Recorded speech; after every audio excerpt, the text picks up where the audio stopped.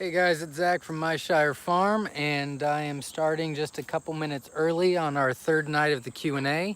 I did get a couple emails today, and instead of seeing my ugly mug today, I thought I'd show you around the farm.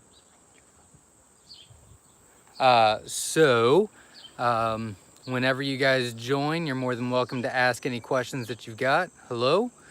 And so I did have two questions. They said they were not able to join tonight, but they did want their questions answered. So I will show you guys the watering system that we do for the cages. That is our new barn. And man, I walked in there earlier and they're redoing the shipping area, and makes my barn right now I just get depressed going in there. It looks so nice, which I'll show you guys as long as we have time. So again, I'm just going to talk to you guys for a couple minutes, and when you guys have any questions, feel free to ask. And but first I'm going to show you the watering system before I forget, because I did promise I would do that. How long did you work your full-time job, and how did you determine it was time you left your job to pursue farm full-time? Well, I've been working since I was 15. I don't know what, when we started the quail business, we did the quail business for 3 years, before, sorry, I'm trying to multitask here. We did the business for 3 years before I went full-time. Pretty much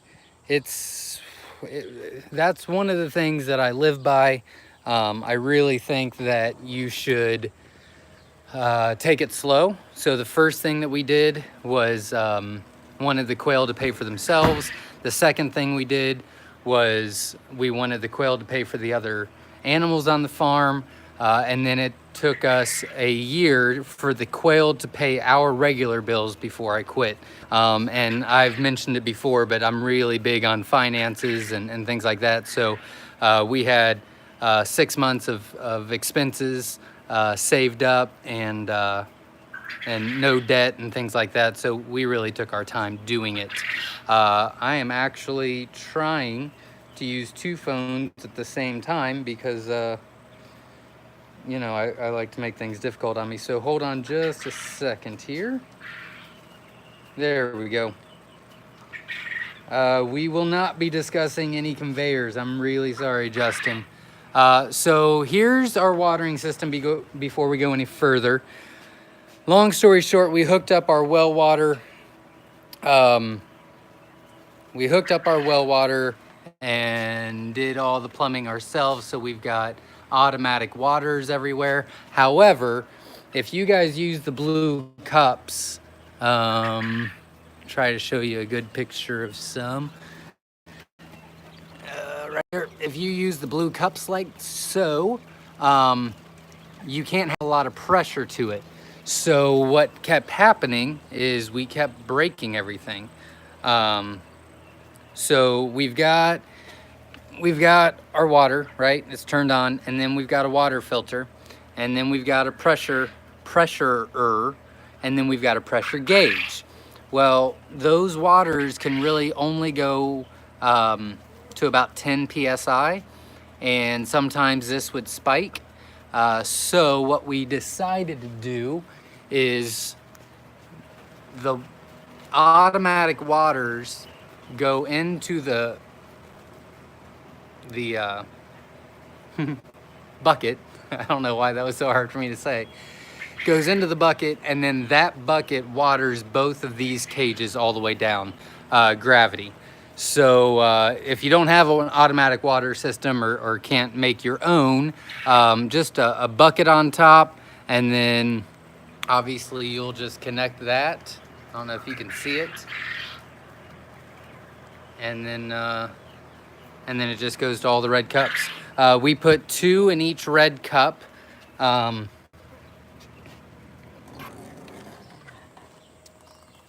Or we put 2 red cups in each cage, but when we do the new cages, we're gonna do 3 red cups, because why not?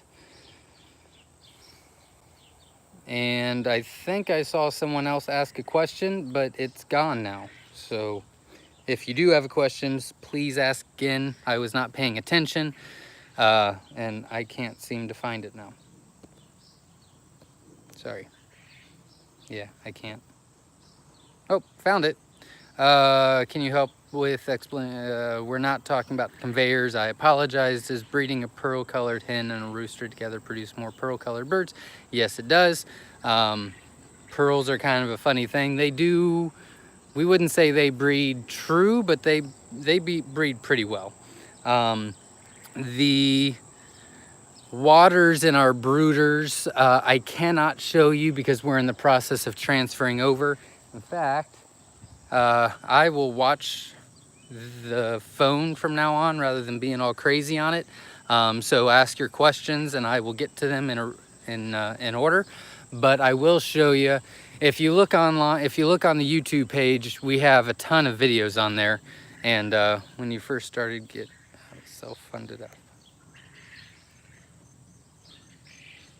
out. Yes, we were. That's a very good question, Sadie, and I will answer that in just a second. So in this barn, we've done a bunch of tours on it, and as you can see, it is completely different. It's very bare. Pretty much all we have in here now is incubators, lockdown, and cages, and my shipping supplies. So we are transferring over to the other barn, but I will show you the new barn because why not? Plus, once you see the new barn, this place looks disastrous. We did try an automatic feeder system. It did not work out for us, and so we stopped it. Plus, we want to make everything as easy as possible. However, I kind of like feeding in the morning and in the afternoon because that kind of means that I'm checking the waters, making sure they have water. I'm looking at the birds. I'm looking to see, you know, how many eggs I have so far, and I just have a routine, so I kind of like doing that. It's like a checks and balance kind of thing. So, Sadie, why don't I show you the new barn, and then I will answer your marketing questions because that is going to take a little bit. How do you keep grow outs from fighting? Is it better to keep the roosters and the hens together while growing out or separate them? I'm gonna have to read that again. How do you keep grow outs from fighting? Is it better to keep the roosters and hens together while growing out or to separate them? Well, we keep ours in the brooder for 3 weeks and we don't have any fighting going on. Actually, we don't really have a lot of fighting going on at all. I mean, the males will fight when they go into the male cage, but as far as males and hens going together while they're in the grow out, we really don't have that many issues with it. If they are fighting, it might be an overcrowded issue, or it could be a feed issue. It could be a bunch of stuff. So this is the new barn, and I will show you the outside of it. Papa's actually in there now working. Probably should have told him that I was doing a YouTube live video. This, I think, on Monday, so that's pretty cool. And then this is the shipping area. I'm gonna turn you guys sideways. It's locked, rotate device back. Oh, sorry, I guess I won't do that, won't let me. So this is the shipping area, and this is week. Look at that, it's fancy. Looks really, really cool. So obviously the bottom part is very easy to take care of. The top part is just really cool looking. I think they're gonna be doing the windows tomorrow, is that right? Yep, they're trimming out the windows tomorrow. There's Papa, hard at work. So we still have that wall, they still have that wall to do. I really haven't done much down here at all. And then he did this last week. So that's our 3-bay sink. Again, the white panels behind it, easy clean. So that's pretty cool. And then we've got the main barn, which doesn't have any birds in it yet, but we're working on it one step at a time. You can see what the windows will kind of look like here. Like so. Some of them open, some of them don't. And then, is it air conditioned? It is not, but we do have the industrial fans up there, and then a couple fans like that throughout. But the brooder room is in the process of having birds and getting made and more brooders being made and so on and so forth. This room will be temperature controlled. We will have a sink in here. It's got to be cleaned, hooked up, blah, blah, blah. Actually, it is hooked up, just needs to be cleaned. And stuff like that. Incubators will be in here, lockdowns will be in here. And yes, everything is pretty much metal, except for the shipping room. It's all fancy looking, but it's easy to pressure wash and clean. He's pretty much either rebuilt or made all new brooders, and he still has a couple more to make. But as you can see, we are going with the paper towels down for the first week. And then a much larger feeder than what we've shown you before. It's about double the size, and it's right in the middle where the light is. And then after the first week, we'll take them off, and it is wire bottom. We did, as far as the brooders go back to the trays. And the reason for that was we either had to pick the trays or wheels. And I really like the wheel idea Papa came up with, because when these are ready, they'll be ready next week. Sorry, hold on, guys. They can be off the heat light. These will be ready to ship next week, next Monday. So what I'll do is I'll take this brooder, I'll take it into here, and then they'll be off the light for a week, and then we'll move them into the shipping room, and I'll take them from there. He did make the feeders. He pretty much makes everything. It's pretty handy like that. So that's our brooder room, really coming along really nicely. So, let's see, are the barns air conditioned? No, we went over that. It's pretty, thank you. My apologies for ducking out after questions yesterday. I had a call, figure out the pitch of the bottom of the cage. Oh, yeah. Actually, that would be a great question for Papa.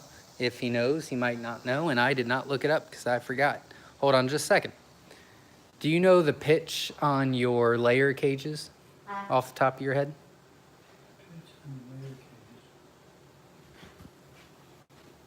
It's, I think it's 1.5 inches and 2 foot. There you go. And 2 foot, it slopes 1.5 inches. Okay. Works out that he was down here, huh? Do you keep your extra males all together in the same cage? We do. It's our male cages, and we're actually going to be butchering later on this week. Is everything, we did talk about that. Can you do a video on how your quail cages are built? We will be doing, so he did a video a while ago as far as how he built the cages, but when he builds our layer cages, we are going to have the camera set up in there and show you how to do all that.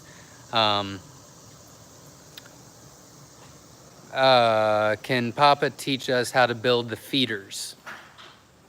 I think there needs to be some feeders made. We could do a video on that. Yeah? Yeah, we can. And we could maybe supply you with patterns for those. Maybe if you buy enough, we could give you a pattern or whatever, because it does require, you have to make a pattern so you can cut the metal out, or plastic, whatever you're using. Of course, we have benders and welders and stuff that everybody may not have, but we could maybe show you how to get around that also. Yeah, and we've really been I've been really slacking off with the videos lately just because it seems as we're working on 500 things at a time and keeping up with business and customers, and it's just, it's a lot. But I am doing my very best, and these live videos are trying to show you that, you know, I'm trying to get back on track. So I will get him on that. Trying to start a small quail farm for profit, wanting to sell the meat and eggs. What is the one piece of advice you can give me? And where would you start if you had to start over again? Good question. They could not hear you. It's 1.5 inches for every 2 feet. I do think it looks pretty cool. Hold on, guys. I'll answer your questions just a second. Man, that is fancy. And I'm going to be spending a ton of time in here, so it's nice that it looks nice. Very cool. I do know, Sadie, I know that I have your question to still answer. I'm getting to that in just a second. I'm going to find a place to sit, and then I will answer your marketing questions. Do you have a source for good shears used to process quail? Actually, I stopped using shears. We do it in a completely different way, and I'm actually planning on doing a video on how we do it now, because we have 2 butcher videos on there, and we just keep evolving as far as how we do things. So I will try to remember to do a video this week about that. What good incubator to start out with? You know, oh wait, I missed something. I have a jumbo quail that are laying eggs that are coming out. My phone's acting up, guys. I'm sorry. There we go. That are coming out cream colored brown. Is that normal? Yeah, it's really just a deficiency in something. Something in their feed they're just not getting enough of. If it's just one of them, I would let it go. Usually it'll fix itself. I wouldn't worry too much about it. If they were all that way, then that would be an issue. But if it's just 1 or 2, then not a big deal at all. What's a good incubator to start out with when you recommend? Well, we had a couple styrofoam incubators, and I can't even remember what they were. We started a long time ago, but for 4 or 5 years now, we've been using our made ones that Papa built. So honestly, I can't really tell you. When people ask me about incubators, I recommend them to the Facebook group Newbie Quail Lovers and post the question in there, and you'll get a ton of great feedback from people that will know a lot more than I do as far as incubators go. When did you decide to go for financing, and what financing route did you go with? We did not finance. I'm sorry, I might have misunderstood the question. I don't believe in financing at all. So no, everything that we pay for, everything that we do, we pay cash. We just save up and do, which is why it took us this long to get where we are. But I think it's the right choice, because then I'm not stressed out about selling. I'm not stressed out about eggs. I'm not stressed out about how much I got to make. And it's still fun, you know? He's actually a carpenter by trade, but he is, I don't know for sure, but we call him the genius. I'm pretty sure that if he took an IQ test, he would be in the genius range, because he loves stuff like that. He loves creating stuff. He loves building it. He loves understanding how things work and then improve everything. So it's really cool. All right, so let's answer your questions as far as marketing goes. As I recall, Sadie had a really good question. What specific tips for marketing do you have? How do you find and inspire your market? And I don't really know how we're gonna do this, because a lot of marketing and advertising and stuff like that, it really is an individual basis. So you really have to decide what you want to do with it. You know, if we were in the quail business just as a part-time thing, then absolutely we would just find local markets, a couple grocery stores, um, a couple restaurants, and just be done with it. Because it's definitely not a lot of time to do all that once it's all set up. It's a ton of work to get there. Um, but as far as marketing and things like that, you really want to get involved with your area, and you want to know what your area is. You really need to research where you live, what's popular around here, and hi guys. You really want to make sure that you know, how much do chicken eggs sell for? Is there a huge market in your area for you know, free range chickens in your area? Does the meat sell? What are the local markets like? What kind of areas do you have around you? You know, do you have an Asian market? Do you have, you know, a great local couple of restaurants that really like farm fresh and farm to table? Is it more of a mainstream, more of a, you know, large city type? If that's the case, then you've got to find your markets in there. But there's always somewhere, somehow, some way you can market. When we started on Craigslist, and we grew our local market by having fun activities on the farm, welcoming farm pickups, taking time to answer people's questions, explaining the benefits of them, doing a lot of research in that area and find out what would be beneficial to them. And then, you know, we went to reptile places and met a lot of cool people.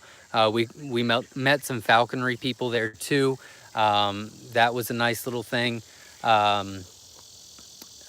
We never went into farmers markets, but I do know that some people have really good success with it. One of my customers are in Columbus, and they do a farmers market every week, and they pick up from us.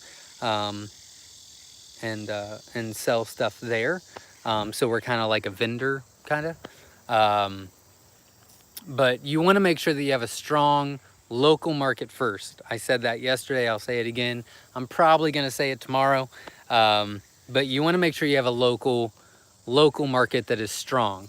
Once you have a strong local market, then you would say, okay, well, now I'm going to upgrade. Now I'm going to go to the next level. I'm going to add one more cage, and then those are the ones that I'm going to ship. When you do decide to start shipping eggs, don't go all out. You know, do a couple giveaways, do a couple samples, do a couple whatever promotions, and just do a handful of them. And then you want to make sure that you get feedback before you start advertising and go strong, because there could be something wrong, and then now you've got a bunch of angry people. Let's see, there was another marketing question. Trying to start a small quail farm for profit, wanting to sell for meat and eggs. What is the one piece of advice you can give me? And where would you start if you had to start over again? We've made a lot of mistakes along the way, but I'm really happy with where we're at now. And I'm okay with the time that it took to get here. I don't think it's normal for people to be an overnight success. Now it happens, and great for them. But I'm just not built that way. I like slow and steady. So I'm pretty happy where we're at. You know, Jenna started this without me, and then she got me involved. She got Papa involved pretty much at the same time. Me and Papa got interested in it together. You know, here's the thing. There's a benefit that we have that most people won't have. And it's not the conveyors, and it's not the new barn, and it's not this, it's not that. myself and Jenna and Dennis, Papa, all have completely different views on everything. And we all have our responsibilities. You know, we're all in charge of something. But that doesn't mean that we're not going to communicate with each other. So the communication might not be great all the time, but there's a lot of communication. You know, he gets my feedback as far as when he wants to build something, what I think would work, what I think wouldn't work, what I would use, what I wouldn't use. When I want to do something fun or advertise in a certain way or do a promotion or whatever, I always get in their input back first. So we really work well together as far as,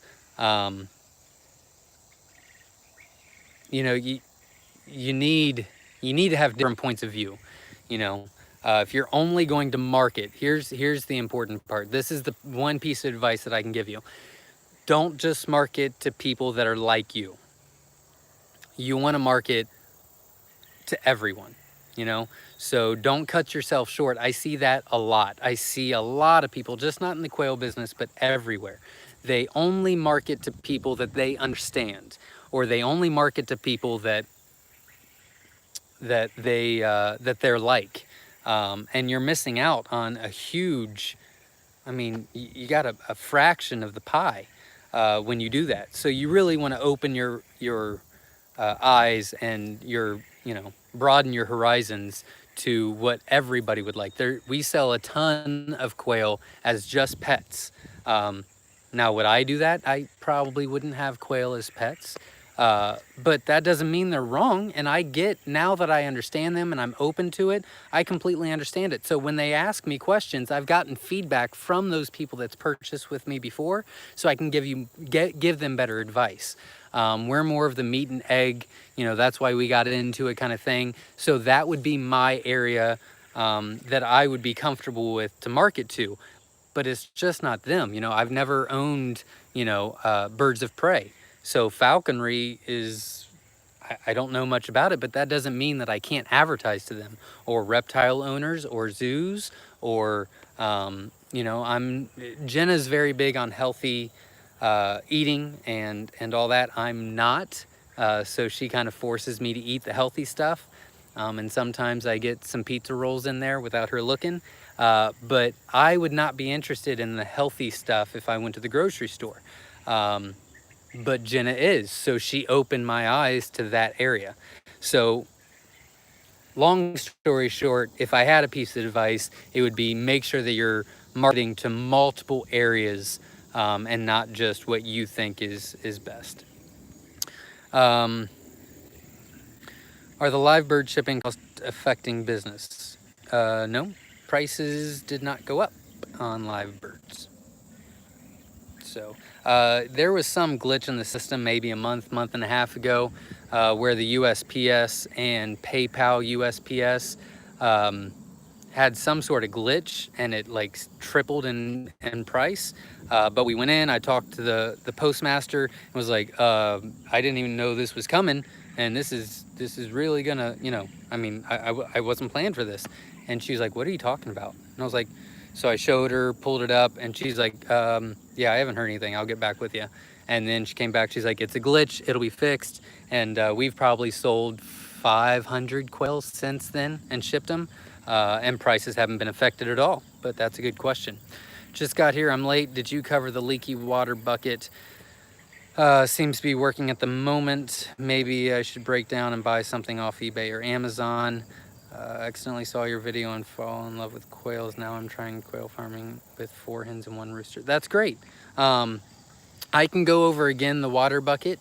I will go over there in just a second and show you one more time. I did go in there and show you, but it wasn't very good in detail. I'm having a hard time staying focused today. It's been a long day, guys. It was a very long day, but I got caught up, so that's good.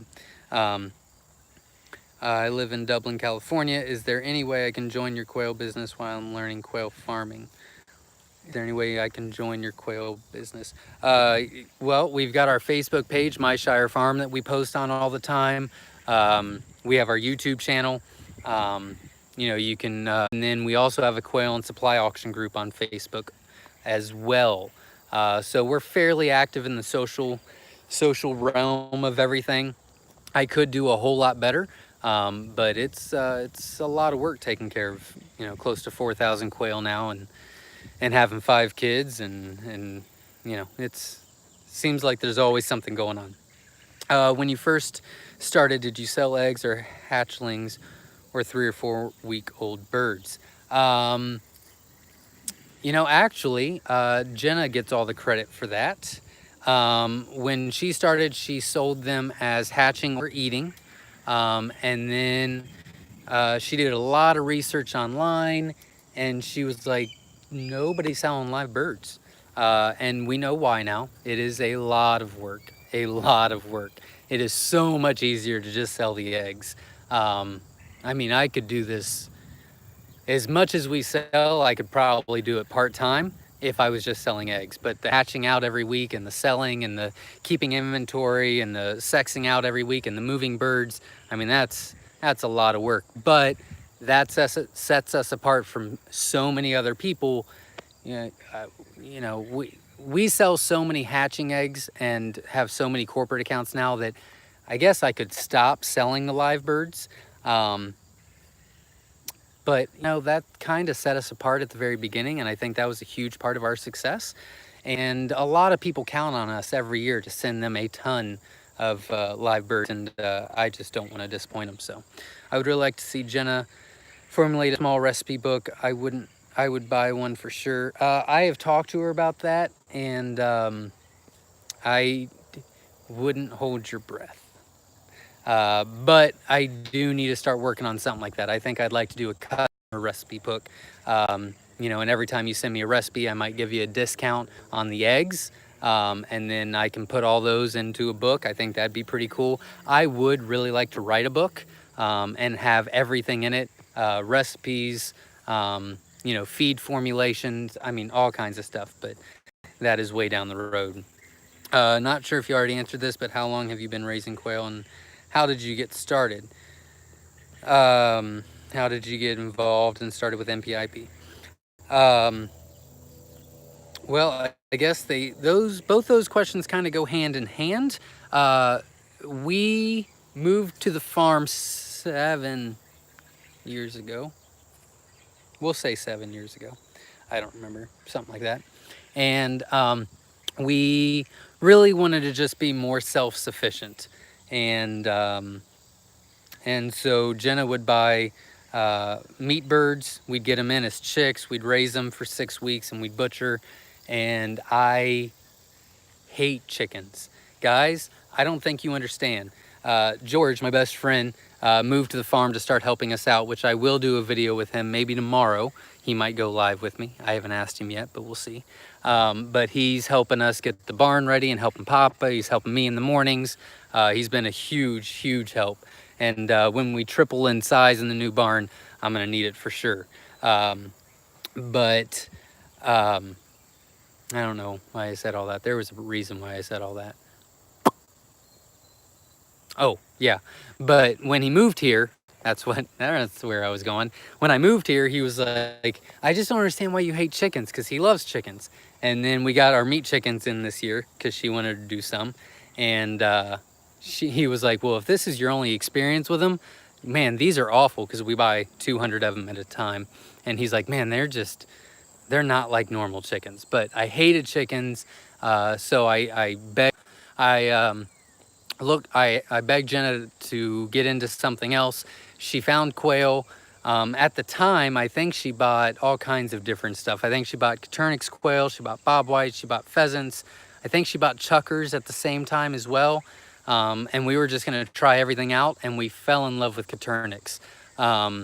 When we started, we were just amazed as far as the turnaround time goes. You know, 18 days in the incubator, fairly easy to take care of once you start getting going. And then they produce so fast. You know, they start laying eggs in as little as 6 weeks. We butcher our males at 8 weeks. You know, and it's just, they're a lot of fun, and they're fairly easy to take care of. Once you get to that 4,000 quail mark, then it's not as easy as it used to be, but it's fairly easy. So that's kind of how we got started. Jenna really thought that there was a market out there for quail eggs. People just needed to know about it. And so she pretty much just Googled and researched, what do I need to sell eggs in Ohio, and how can I ship eggs? And MPIP showed up on her screen, and she looked into it, and she called them and said, I want to start selling eggs, so can you come out? And they did, and we've had the same inspector for, I don't know, 5-6 years now. And he's been, he's been amazing. He's been absolutely amazing. The biggest help that we could have had. And he's brought his boss out, and we've met her. She's the one that came out and did our biosecurity audit for the new quail barn and gave us a ton of tips. And I guess I should point that out. We know a lot of stuff about quail, mainly because we fail a lot, but also because we're not afraid to ask, So the feed company that I get my starter grower feed from, when I quit work, I said, I'd really like to make our own. And, so I just kept asking them questions, and they're like, well, I tell you what, why don't we bring, the PhD doctor out that formulates the feed anyway? You talk to her one-on-one, tell her what you want, and we'll make it happen. And so they've just been great. We learned a lot from that, learned a lot about the feed, the nutrients, what's important, what's not important, and so that was very helpful. And then when our MPIP instructor's boss came out and did the biosecurity, we learned a ton from there. Not necessarily anything that was important now, but definitely things that we can start putting into place so it's never important to us as far as diseases or outbreaks or anything like that goes. So that's been a lot of help. So yeah. Any other questions right now? When we did start selling, that's a great question. When we did start selling, she sold hatching eggs, eating eggs, and chicks. And then we are not comfortable selling or shipping chicks. So she's like, well, why don't we just keep them until they're off the heat lamp? And she started that, and it just snowballed, It just kept growing and growing and growing. Do you compost your quail poop? Yes. The answer is yes, but we're going to be trying something new in the new quail barn. Hopefully it works out. We're still probably 6 months, 8 months away from doing it, but right now we are composting it. It just takes a long time for quail poop. I'm not sure if you already answered this. Are you planning franchising your quail business? It's came up a couple times, but we're way far away from that. There's a lot of stuff that I want to accomplish before we start doing that. Now, as far as that goes, I have considered doing a mentor program. I've not worked it out. I probably shouldn't even be saying this. I know I'm going to get in trouble for saying it. I know I'm going to regret it. Shouldn't have opened that can of worms. That's something that's going through my head as far as helping a couple farms out each year individually, one-on-one, because I can give you a lot of advice, but I can't really help you individually as much as I could if I knew your area, if I knew your experience, if I knew what you were wanting to do. I mean, there's just so many factors that go into that. There's no possible way that I could do that in a YouTube video. But if I spend a year with you and we breed together and we give you our tips and our stuff like that, then I think that would be pretty cool. So I am interested in that. So if you guys are interested in a mentor program or think that would be a good idea for other people, let me know, because that's kind of been going in my head for a while. I'm not sure if you already answered that. Speaking of outbreaks, have you had any? No. Nope. Nope. No, we've been, as the lady said when she was doing the biosecurity, a small portion of it is luck. So I always say, no, we're lucky we haven't. But she said if you don't have an outbreak and you have this many quail and you've been doing this for as long as you have, then it's not luck, it's you're doing good practices. And that's really what it comes down to. Now, I'm not saying that if someone has an outbreak, they're not having bad practices. Sometimes you just have really bad luck. You know, sometimes bad things happen. I get that 100%. So yes, we have been extremely lucky as far as not having any outbreaks or any diseases or any mites or anything like that. And we're planning on keeping it that way forever. We take a lot of steps to do that.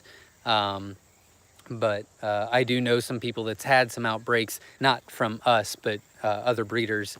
And, you know, they're good breeders with good practices. It's just bad things happen.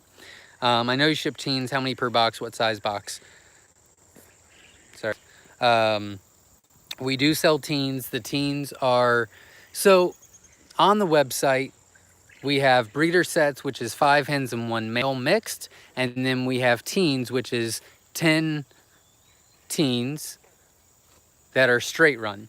The only difference between the two is the breeders are feather sexable, the other ones are not. Yesterday's video, I went over the colors that are feather sexable. If you want to check that out, it's Q&A day 2. And then everything else goes into the teens. Everything that we ship out is 3 to 4 weeks old, whether they're feather sexable or not. We can fit 20 in a box. We sell on the website a box of 10 or the box of 6, and then you can buy multiple quantities and things like that. But we also do custom orders. So for example, you know, 3 weeks ago, someone called and they just wanted 3 hens, no males. They just wanted them as pets, and I'm happy to help them. They can't order it on the website because we don't have that option. And I'm just not strong enough to figure that out on the website. And I'm looking for a new website person. But I'm more than welcome to answer the phone, and we can, you know, I can send you an invoice for just those 3 with shipping. So, you know, we've had people that's ordered, we've had people that's ordered 1 quail before, and then we've had people that's ordered 350 at a time. Yep. So it really varies. And we've got different boxes for that. We are trying a new company with the boxes. They're supposed to be here tomorrow. I had to buy in bulk, which hurt the bank account a little bit, but hopefully it works out. I have a Celadon laying hen. What would line breeding her with a rooster that was her offspring help pull out the... Yes, it would. If you don't have any Celadon males for sure that you know of, then that's exactly what you would want to do. Just be careful with it. You don't want to do it too much. You want to do it on purpose, like I said in other videos. But yes, that's how you would pull that gene out. Do you prefer steel structures or wood? Wood. Have you evaluated the pros and cons, and can you share your experience? That is a very good question for Papa, because he's the one that pretty much builds everything. I just kind of give him, you know, day to day. Pretty much how it works is he builds everything. I'm the day-to-day operations and the marketing, and Jenna is pretty much the back office, is pretty much the deal that we've got. So if something needs to be taken off or added to the website, shipping labels need to be printed out, you know, she does all the deliveries for our corporate accounts, which takes a lot of time. And it doesn't matter how much time. I mean, I bet I've averaged at least 12 hours a day, 7 days a week in that quail barn for 1.5 years now. And I still don't know as much as her, and she drives me crazy with that stuff. Because I'm like, no, I am in there every day. How? How do you know this? And I don't. Drives me crazy. But Jared, as far as your question goes, that is a question Papa would want to answer, why he does what he does. In fact, I will ask him if he wants to do the Q&A with me later on this week. And if that's the case, then I will post a video in the morning letting everyone know in advance to get their questions ready. Because as far as building and things like that, I know a little bit, but nowhere near. I mean, you might as well go to the horse's mouth. You know what I mean? But he is in the middle of dinner, so I know not to bother him right now. On the shipping of live birds, how long can they go without water? Good question. We don't overnight our birds. You're more than welcome to pay that if you want to, but usually overnight shipping anywhere is $50 to $100, whereas 2-day shipping is anywhere from $20 to $40. Just depends on where you're at.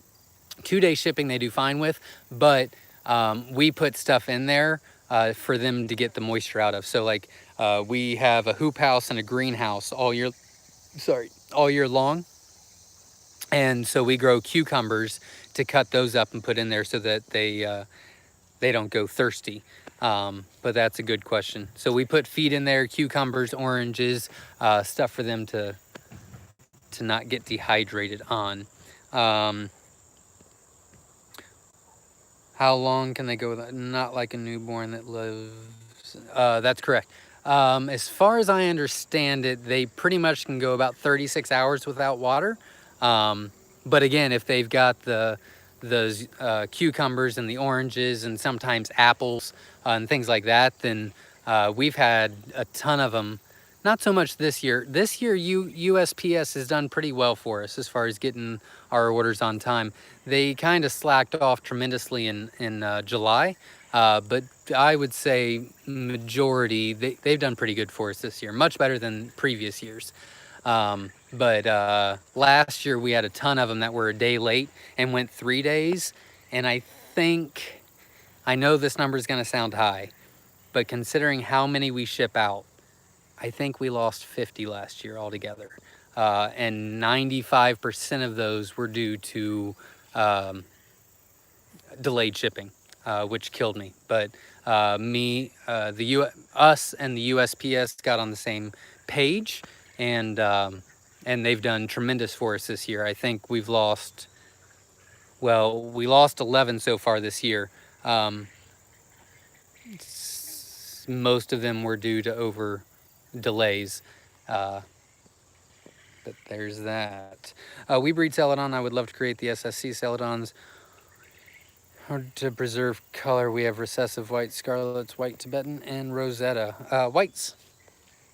I would recommend whites.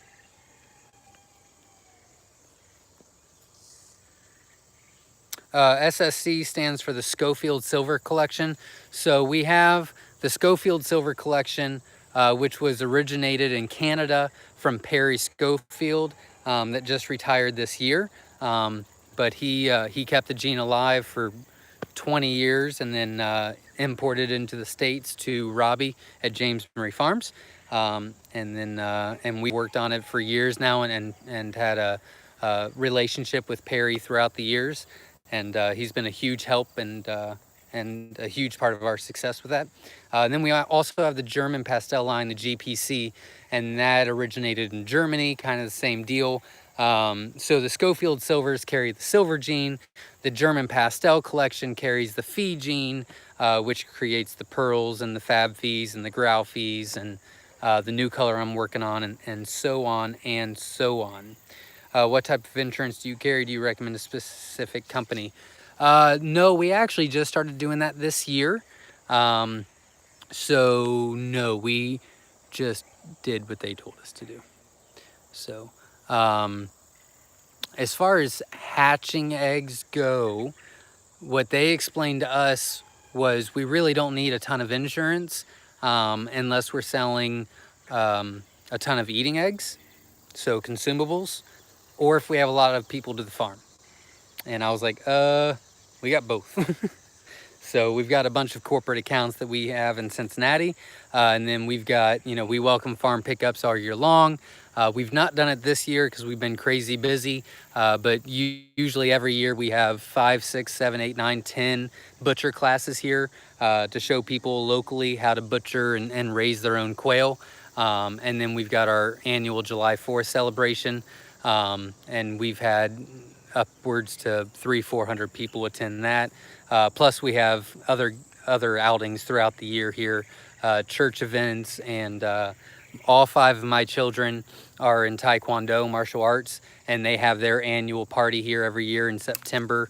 You know, we've had harvest parties here and things like that, so we have insurance for that stuff. But if you're just selling hatching eggs and shipping them, you really don't need a lot of insurances, from my understanding. Good question though. Like food insurance, you know, I don't know. I'm sorry. We sat down with them. They were very friendly, seemed like they knew what they were talking about, and the price was right. And we said, and that covers us for how much? And they said a lot. And I said, great, okay, let's do it. Is pretty much how that worked out. So I really don't know that much about it. I probably should, but they convinced me that we were covered and I didn't need to worry about it. So I haven't. But that's a good question. I'll try to look into that and maybe answer your question later on this week, because that is a good question. I probably should know that anyway. All right. Any other questions going on right now? You guys have had a ton of questions tonight, a ton of great questions. I really appreciate it. It seems as though that every day we keep getting bigger and bigger as far as how many people are joining and being active. So I really appreciate that. This really is for you guys. You might see at the very beginning where it says it's monetized. We do, I mean, not much at all, like ridiculous amount.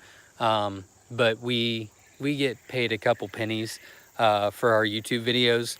Again, really not, it's not nothing to eat on, I can tell you that. But we do monetize them.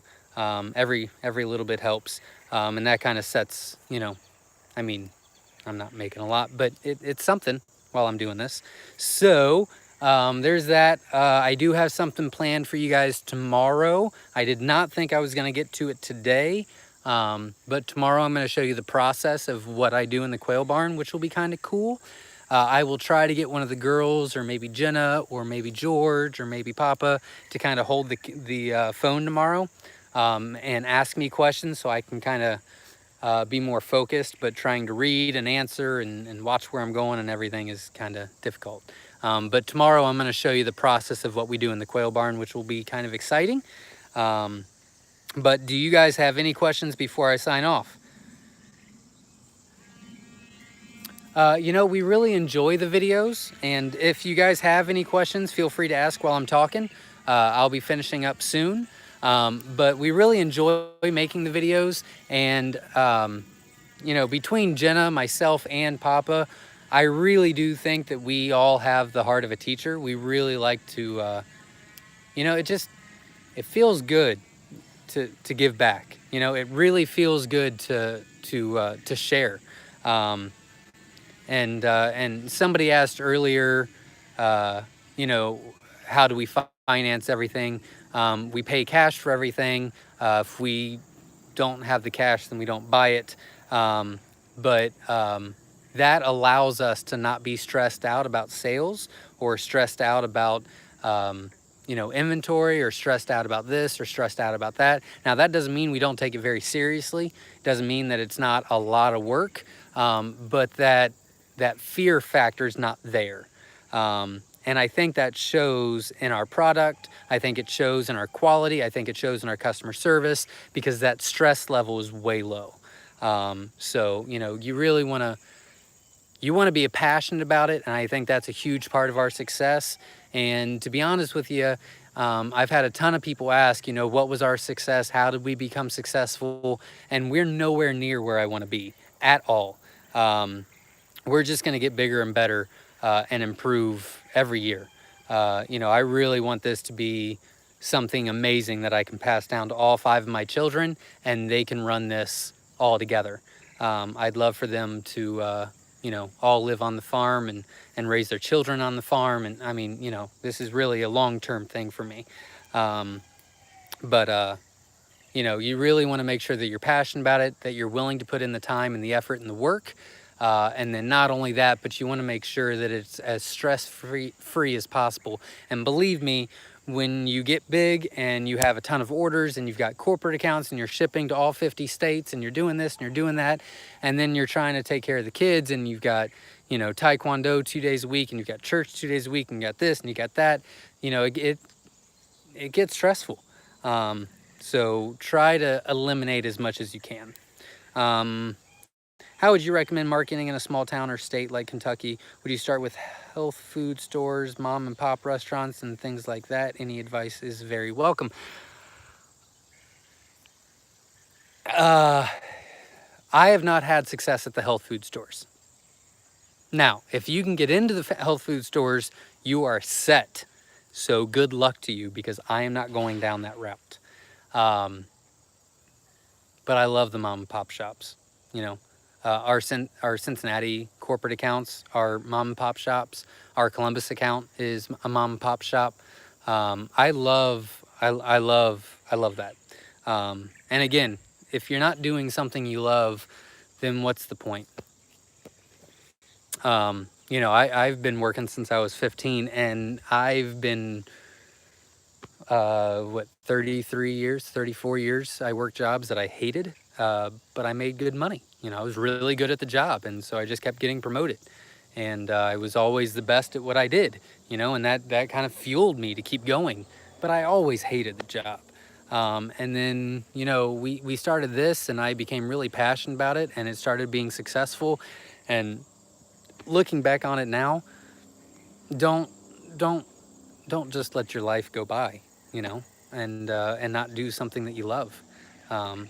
But you have to balance that out with responsibilities too, you know, and so luckily I'm lucky enough that I'm allowed to do what I want and have family time and have my family on the farm and working with me. The girls help me every day. That is their chore. They do not like it, but everybody should work.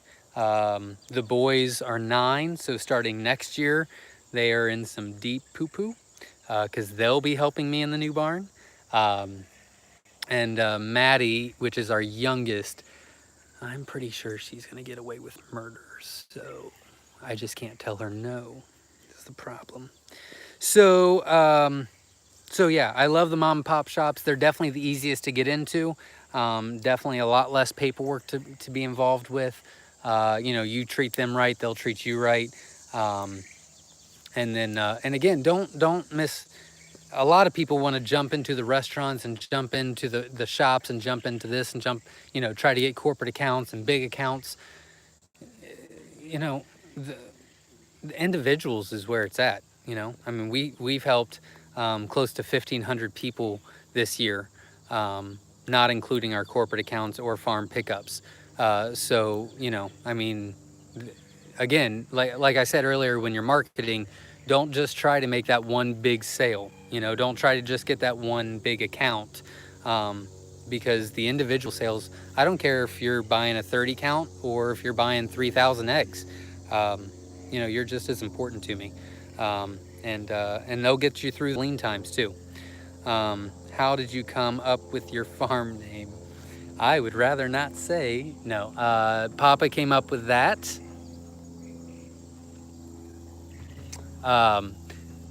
He can tell you that story. I'm gonna leave that one alone, but that's a good question. I'm not gonna answer. But he will. He'll answer that as soon as I can get him into one of these videos. When you don't build but have to buy equipment, what suppliers do you recommend? QC Supply, GQF? You know, I really don't have. I've got a supplier for my foamers. It's a, you know, me and him have a wonderful relationship. I trust him. He's always been on time. He's always been fair. He's always helped me out. He's great. So I work with him. I just started with, this one is kind of a large company, but to get our cartons at a good price, then I started working with them. They've been really good to us. But yeah, mainly I really just wheel and deal, kind of. I'm not really, other than our cartons and other than our foamers, I get the best price that I can, you know, and I will I'm very, very big on inventory. Like, I want to know where I'm at all times, how long it'll last, how long it takes to get it in, when do I need to order. And so weeks before I order, I'm starting to look online. I'm looking at eBay, I'm looking at Amazon, I'm looking at, Google. I mean, I'm looking everywhere to find out what the best price is. I call them, I ask them if they have a bulk limit. So I really take my time and try to find the best place to go. But I can say that I've never ordered anything from GQF. One day I will. I've just always found better prices somewhere else. So, any other questions, guys? I really appreciate all the activity tonight. That's what this is all about, is to answer you guys' questions. I know I'm kind of long-winded, so sorry, but you got to deal with it.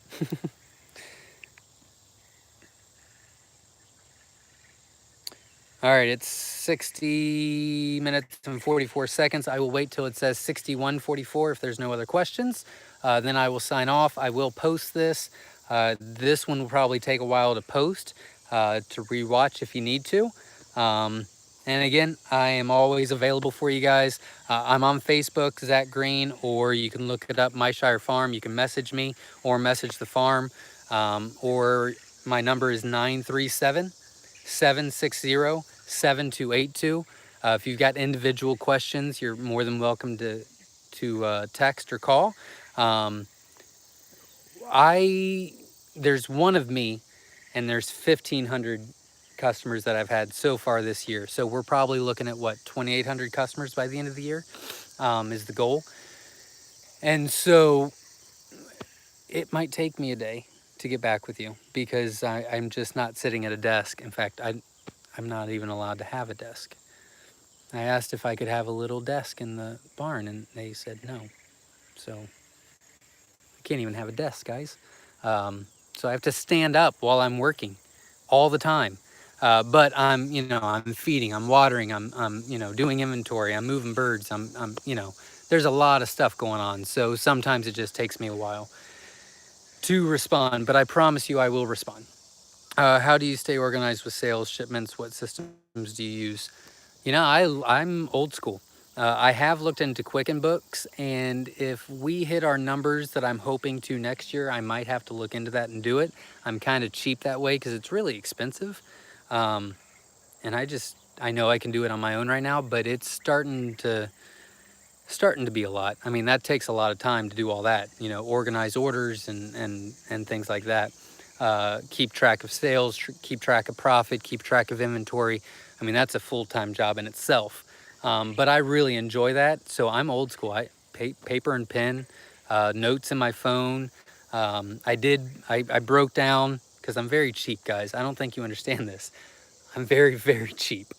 I broke down and bought an iPad, I don't know, 6 months ago. And so I've got our inventory on that we update daily. I've got our, we've got our cage inventory on as far as what birds I have. Our brooder inventory is on there. Supplies are on there. Sales, expenses. Hello, Indonesia. But I pretty much do everything by hand right now. Where are you with your celadon breeding program? To be honest with you, I feel like I'm nowhere. But we're getting there. We're getting there. I was really hoping to be, honestly, we're way behind on the new quail barn, and I'm way behind on the celadons. I thought for sure I would have the celadons where I wanted to put them on the website and offer them out before I had the growl fees done. The growl fees got done way early, and the celadons I'm still way behind on. So, I'm still trying to figure it out. There's a lot of misinformation out there about celadons. I'm trying a bunch of stuff out. And before we start selling something, I really like to know what we're talking about. I really like to be an expert on it. Because if you ask me questions and I don't know, then what's the point in selling it, which is another point in marketing. If you're going to do it, make sure you do your homework first. I was trying to help somebody individually maybe 2 years ago, and they were just wanting to go full steam ahead the entire time. I've never raised chickens. I've never raised, any kind of bird. I've never incubated. I really don't have the space. I haven't worked everything out, but send me 3,000 eggs and I'm going to start this business. And I'm like, why don't we start with like 100, 120, hatch them out, eat them, get familiar with how to raise them, and then we'll go from there. No, no, no. I mean, it just wouldn't listen. So I did not take the sale. There has been times that where I have turned down sales. Um, I don't, I don't want to take advantage of anyone. So we've actually turned people down before because we really think it's a really bad call. And that's kind of hard because it's their money and their decision. But on the same token, I knew that I didn't want this guy to spend $1,500 plus shipping, plus he was going to buy these cages, plus he was going to do this, plus he was going to do that. And then there's no way that he would take care of him and be able to keep up with him because he was working 2 full-time jobs, which is why it was important for him to try to do this. And I understood that. It's just he wasn't, I didn't feel comfortable doing it. So yeah. Finding the double carrying C emails is hard, long work. Yes. Yes, it is. Yes, it is. Yeah, the hens are easy. It's the males that are rough on the celadons, but usually the males are the toughest part of any breeding. All right, so that was the last question. I will give you guys another minute. So it says 6617 on my live feed. I'll wait till it says 6717 in case there's any other questions, and then I will sign off. But while I'm doing that, if you guys have questions, feel free to ask. But instead of just sitting in silence, I can talk to you about the breeding program. It's okay that you don't know how to breed. We didn't. We learned as we go. We learned through mistakes. We learned through successes. But you want to be detailed. You want to make sure that you're writing things down. I definitely don't write things down as much as I should because I kind of have it all in my head now. But that's just an excuse. I shouldn't do that. That's not a good excuse. But you want to make sure that before you ever ship eggs, you need to know what your fertility rate is. Which was somebody that I was trying to help before, and they just hatched their eggs. They just started laying eggs, and they're like, okay, I'm going to ship them out. And I'm like, well, what's your fertility? Like, I don't know. I haven't hatched any out. And I'm like, you got to stand behind your product, So we do weekly hatches here, and our fertility rate is consistently at 87%, consistently. So I know out of an 87 fertility rate, even with the USPS doing what they do sometimes, you should still get a 50%, which is why we guarantee that. We guarantee the 50% because that's only fair to you guys. That's the standard. I'm hoping one day, maybe in the new barn, I'll be able to raise that. I'd love to raise it to 55 to 60% guarantee.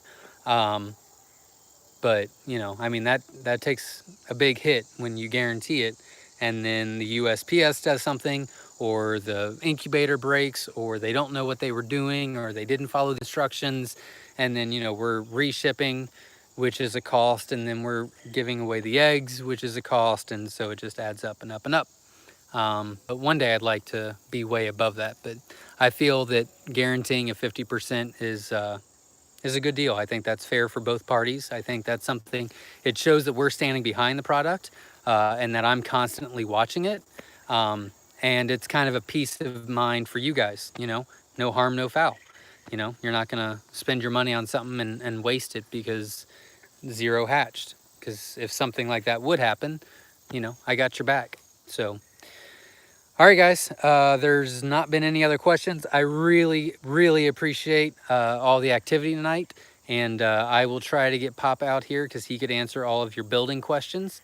And then I've got some other stuff planned during the week. So I appreciate it. Thanks, guys. We'll see you tomorrow at 7 p.m. Eastern Standard Time. Thanks, guys.